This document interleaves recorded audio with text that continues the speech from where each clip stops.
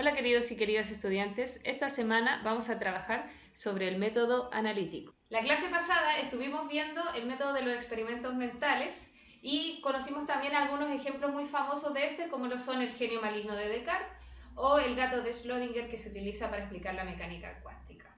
Esta semana vamos a continuar trabajando en los métodos de la filosofía, pero vamos a abordar el método analítico. Por ello, el objetivo de esta clase va a ser conocer precisamente este método e identificar sus principales características.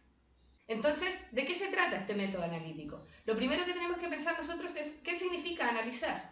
La palabra analizar significa examinar un hecho cualquiera separando el todo de sus partes. Entonces, este método lo que va a hacer es precisamente esto.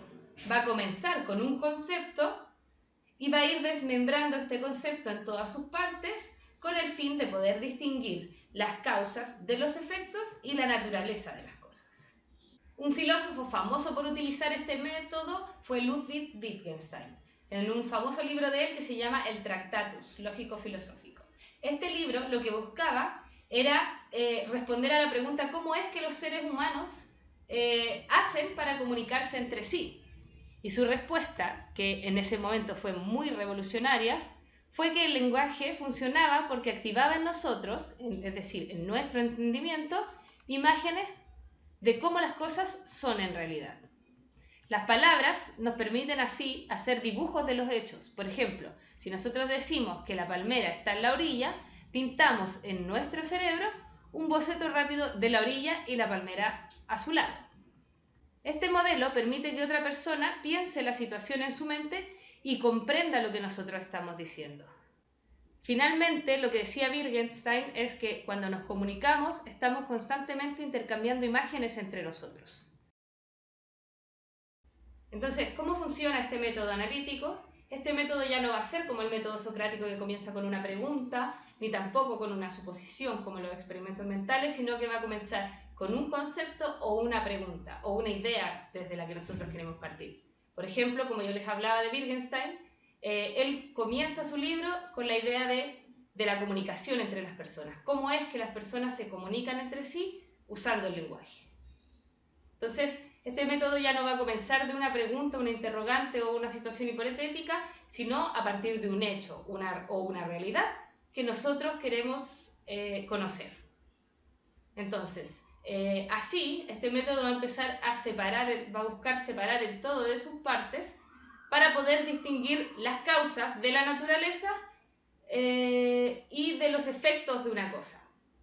Este va a ser un análisis que va desde lo concreto hasta lo abstracto.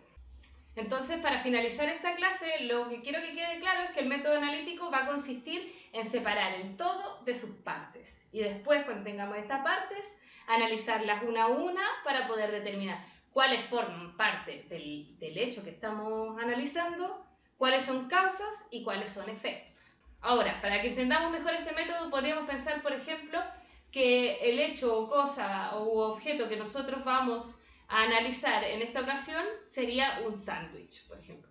Si nosotros analizamos este sándwich utilizando el método analítico, tendríamos que partir descomponiendo el todo de sus partes, es decir, separando uno a uno los ingredientes que tiene este sándwich, por ejemplo, no sé, tomate, lechuga, jamón, etcétera, etcétera, etcétera, pan, y posteriormente analizando cada una de las partes de este sándwich.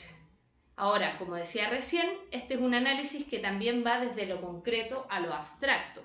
Entonces, en ese análisis de las partes o en ese análisis del sándwich incluso, nosotros vamos a tener que partir desde lo concreto. Este sándwich se compone de un pan, un tomate y una carne, y también llevándolo a lo abstracto. ¿Qué significa, por ejemplo, un sándwich para nosotros? O qué significa comer carne para nosotros, por ejemplo. O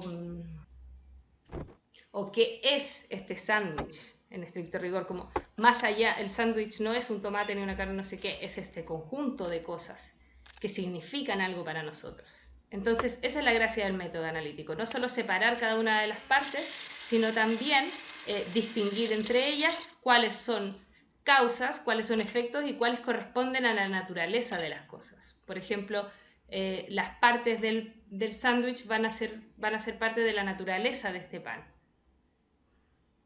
Pero el quitarnos el hambre va a ser un efecto, o el tener hambre va a ser una causa de que surja ese sándwich.